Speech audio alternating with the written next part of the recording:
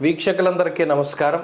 July నెలలో మీనరాశి వారికి ఏ విధమైనటువంటి ఫలితాలు కలగబోతూ ఉన్నాయో ఈ కార్యక్రమం ద్వారా తెలుసుకుందాం. ముఖ్యంగా మీనరాశి వారికి ఉండేటువంటి గ్రహస్థితిని చూసినప్పుడు ఈ రాశి వారికి ఏలినాటి శని యొక్క పీడ అధికంగా ఉన్నది, గురుబలం లేదు, జన్మరాహు దోషం ఉన్నది, అర్ధాష్టమ రవి దోషం ఉన్నది. అంటే గత నెల రోజులుగా గోచారరీత్యా పట్టవలసినటువంటి అన్ని రకాలైనటువంటి దోషాలు కూడా మీనరాశి వారికి ఉన్నాయి. మరి జూలై నెలలో 13వ తారీఖు నాడు కొంత స్వాంతన చేకూరడానికి అవకాశం ఉంటుంది. అంటే ఏంటి అంటే 2వ స్థానమందు సంచరిస్తూ ఉన్నటువంటి కుజుడు తృతీయ స్థానంలోకి సంచారాన్ని చేస్తారు. అర్ధాష్టమ రవి అనగా దోషభూయిష్టమైనటువంటి స్థానంలో ఉన్నటువంటి రవి ఆ దోషపూరితమైనటువంటి స్థానాన్ని వదిలిపెట్టి పంచమ స్థానంలోకి వెళతారు. ఇవి రెండు విషయాలు కూడా ఈ రాశి వారికి చాలా గొప్ప ప్రయోజనాన్ని చేకూర్చేటువంటి విషయాలుగా చెప్పవచ్చును. అంటే మంచి చేస్తాయి అని. ముఖ్యంగా తృతీయ స్థానంలోకి కుజుడు రావడం వల్ల విత్తలాభ సదారోగ్యమిష్ట సిద్ధి సుఖావహ. ఇప్పటివరకు కుజుడు 2లో ఉండడం, అర్ధాష్టమ రవి ఉండడం వల్ల కుటుంబపరమైనటువంటి సమస్యలు, ఏ నిర్ణయాన్ని మీరు తీసుకున్నా కుటుంబ సభ్యులు, తోబుట్టువులు, మిత్రులు, సన్నిహితులు, శ్రేయోభిలాషులు అందరూ మిమ్మల్ని ప్రతికూలిస్తూ ఉండడమే. ఎవరిని చూసినా వారు మీ మీద దుష్ప్రచారం చేయడము, మీ మీద నీలాపనిందలు లేదా మీకు వ్యతిరేకంగా మాట్లాడడం, సహాయం చేయకపోవడం, ఇలా ఒంటరితనంలోకి వచ్చేసినటువంటి ఫీలింగ్ ఈ మీనరాశి వారికి ఉంటే ఈ మాసంలో 13వ తారీఖు దాటాక కుజుడి యొక్క బలం వస్తుంది. ఆ బలం రావడం వల్ల ఏంటి, కుజుడు తృతీయ స్థానానికి కారకుడు. ఎప్పుడైతే ఆ కారకుడు స్థానంలో గోచారంలో ఉన్నారో అమిత బల సంపన్నులుగా చేస్తారు. ప్రత్యేకించి ఇందాక చెప్పుకున్నట్టు ఆర్థిక పరిస్థితుల్లో మార్పు వస్తుంది. ప్రత్యేకించి ఆర్థికంగా ఖర్చులు తగ్గడం, ఆదాయ మార్గాలు పెరగడం, ఆదాయ వనరులు పెరుగుతూ ఉండడం, ఆకస్మిక ధన ప్రాప్తి, ఇటువంటి వాటికి కుజుడు కారణం. అంటే ఈ నెలలో ఆర్థిక పరమైనటువంటి ఇబ్బందులు ఈ కుజగ్రహం వల్ల తగ్గుతాయి, ఈ కుజుడిచ్చేటువంటి అనుకూలత వల్ల తగ్గుతాయి. ఇక రెండో విషయం, అర్ధాష్టమ రవి దోషం ఎప్పుడైతే పోయిందో కుటుంబ సభ్యుల యొక్క సహకారం కూడా మీకు లభిస్తుంది. అనగా ఇప్పటివరకు మీకు మిమ్మల్ని వ్యతిరేకించినటువంటి ఇంటి సభ్యులు లేదా మీ కుటుంబ సభ్యులు మీతో సామరస్యంగా, మంచితనంగా, మీకు అనుకూలంగా మాట్లాడడానికి అవకాశం ఉంటుంది. ఇవి రెండు విషయాలు కూడా జరగడానికి ఆస్కారం. ఇక ముఖ్యంగా ఆరోగ్యపరమైన విషయాన్ని చూస్తే మీనరాశి వారికి ఆరోగ్యపరంగా చాలా ఇబ్బందులు కనబడుతూ ఉన్నాయి. క్షణం తీరిక లేదు, కానీ ఆదాయం లేదు అనేటువంటి చందాన ఎంతసేపు కష్టపడుతూ ఉంటారు, ప్రతిఫలం తక్కువగా వస్తుంది. ఆరోగ్యపరంగా కూడా ఏదో ఒక చిన్నపాటి సమస్య, ఒకటి తగ్గిందనుకుంటే ఇంకోటి, పోనీ అవి పెద్దవి కాదు, అలానే చిన్నవి కాదు. దీనివల్ల దినచర్య పాడైపోతుంది. ప్రయాణాలు కానీ లేదా ఇంకోటి ఏదైనా వాయిదా పడుతూ ఉన్నటువంటి పరిస్థితి, దాని నుండి బయటపడడానికి ప్రయత్నం చేస్తారు. ఈ మాసంలో వాటన్నిటి నుండి కూడా బయటపడుతూ ఉంటారు. ఆరోగ్యం బాగుంటుంది, కుటుంబ పరిస్థితులు బాగున్నాయి, ఆర్థిక పరిస్థితులు బాగున్నాయి. అలాగే ఉద్యోగ వ్యాపారాలకి సంబంధించినటువంటి విషయాలు మీనరాశి వారికి ఈ మాసంలో చాలా అనుకూలంగా ఉన్నాయి. అయితే ఉద్యోగ మార్పు అనివార్యమవుతుంది. కొన్ని సందర్భాల్లో ఉద్యోగ మార్పు ఖచ్చితంగా చేయవలసినటువంటి పరిస్థితులు వస్తాయి.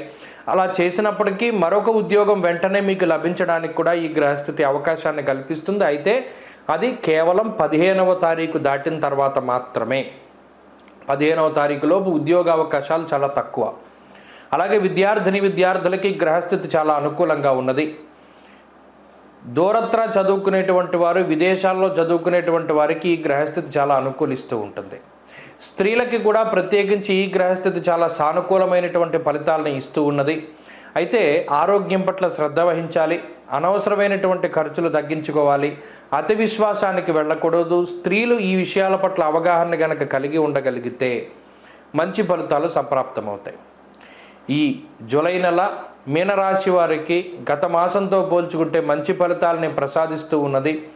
మరిన్ని మంచి ఫలితాల కోసమై ఈ రాశివారు ప్రత్యేకించి ఈ మాసంలో వచ్చేటువంటి శనిత్రయోదశులు కానీ, మాస శివరాత్రులు కానీ, ఆరుద్ర నక్షత్రం కానీ, స్వాతి నక్షత్రం కానీ, ఆ నక్షత్రాలలో పరమేశ్వరుడికి అభిషేకం జరిపించుకుంటూ ఉండండి. ఏకవారం కానీ, ఏకాదశం కానీ చక్కగా రుద్రంతో అభిషేకం చేయించుకుంటూ ఉండండి. ప్రతి శనివారం నాడు ప్రదోష కాలంలో లేదా శనియోష కాలంలో, శనిహోరా సమయంలో, అంటే సూర్యోదయ సమయంలో కానీ, సూర్యాస్తమ సమయంలో కానీ శివాలయంలోకి వెళ్ళి నంది దగ్గర దీపారాధన చెయ్యండి, మంచి ఫలితాలు సంప్రాప్తమవుతాయి. ప్రతిరోజు రుద్రకవచాన్ని పారాయణ చేయండి. పరమేశ్వరుడికి సంబంధించినటువంటి స్తోత్రాలు, పంచాక్షరి మంత్రాన్ని కానీ లేదా బిల్వాష్టకాన్ని కానీ మరి ఏ ఇతరత్ర స్తోత్రాన్ని అయినా సరే పారాయణ చేయండి, మంచి ఫలితాలు సంప్రాప్తమవుతాయి. స్వస్తి. ఓం శ్రీమాత్రే నమః. వీక్షకులందరికీ నమస్కారం. వారాహి అమ్మవారు అంటే ఎవరు, ఎలా ఆవిర్భవించారు?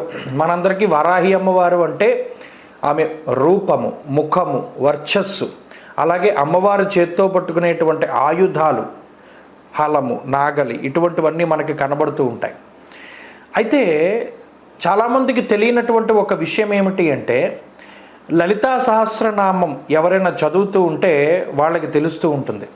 మనం సాధారణంగా శంకర భగవత్పాదులు కానీ లేదా మరి ఏ ఇతరత్ర భగవత్ స్వరూపులైనా సరే ఒక దేవతని స్తుతించేటప్పుడు ఆపాద మస్తకం స్తుతిస్తారు. అంటే పాదాల దగ్గర నుండి తలకాయ వరకు కూడా వారి యొక్క ఆ స్తుతి, అంటే వారి యొక్క స్థితి ఏ విధంగా ఉన్నది, వారు ఇన్ని హస్తాలు కలిగి ఉన్నారు, లేదా వారు ఈ రకంగా ఉన్నారు, ఆ రకంగా ఉన్నారని కింద నుండి పైకి వర్ణన ఉంటుంది. కానీ లలితా సహస్రనామంలో అలా ఉండదు వర్ణన. అమ్మవారి నామాలు గనక చూస్తే శ్రీమాత, శ్రీ మహారాజ్ఞి, శ్రీమత్ సింహాసనేశ్వరి, చిదగ్నికుండ సంభూత, దేవకార్య సముద్యత, ఉద్యద్భాను సహస్రాభ, చతుర్బాహు సమన్విత, అంటే కిరీటం దగ్గర నుండి కనబడుతున్నాయి మనకు వర్ణన. అంటే అక్కడ మీరు గమనించవలసిన విషయం ఏంటి అంటే, చిదగ్నికుండ సంభూత, చిద్ అగ్ని. చిదగ్ని అంటే ఏంటంటే సచ్చిదానంద స్వరూపమైనటువంటి పరమాత్మ యొక్క తేజస్సు ఏదైతే ఉన్నదో అది చిదగ్ని. ఆ అగ్నిగుండం అంటే పరమాత్మ యొక్క తేజస్సు. ఆ తేజస్సు నుండి ఉద్భవించినటువంటి లలితాదేవి అగ్నిగుండం నుండి పైకి వచ్చింది. పైకి వచ్చినప్పుడు మొట్టమొదటగా ఈ కిరీటము, కన్నులు, లేకపోతేనేమో కనుబొమ్మలు, ముక్కు, నోరు, ఇలా కిందకి అమ్మవారి యొక్క స్వరూపాన్ని లలితా సహస్రనామం వర్ణన చేస్తూ ఉంటుంది. అలా చేసినప్పుడు ఈ అమ్మవారు ఆవిర్భవించినప్పుడు అమ్మవారితో పాటు మరో ఇద్దరు దేవతా స్వరూపాలు కూడా చిదగ్నికుండంలోంచి బయటకు వచ్చాయి.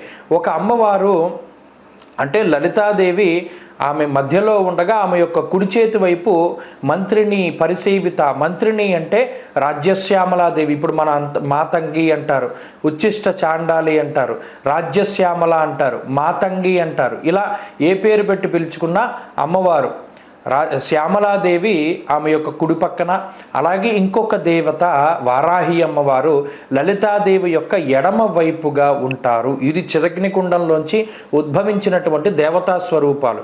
ఈ ముగ్గురే సృష్టి, స్థితి, లయాలకి సంబంధించినటువంటి జ్ఞానం లేదా క్రియ, ఇచ్ఛాశక్తి, జ్ఞానశక్తి, క్రియాశక్తి. అంటే అమ్మవారి యొక్క సర్వసైన్యాధ్యక్షురాలైనటువంటి శ్యామలాదేవి, లలితాదేవి, అలాగే వారాహిదేవి. అందుకనే మీరు గమనించండి, గుప్త నవరాత్రులు లేదా అమ్మవారికి సంబంధించిన నవరాత్రులు వచ్చినప్పుడు ముఖ్యంగా శ్యామలా నవరాత్రులు వస్తాయి. అలాగే ఆశ్వీజ మాసంలో అమ్మవారి శరన్నవరాత్రులు వస్తాయి. ఆషాఢ మాసంలో గుప్త నవరాత్రులు వస్తాయి. ఈ మూడే వస్తాయి.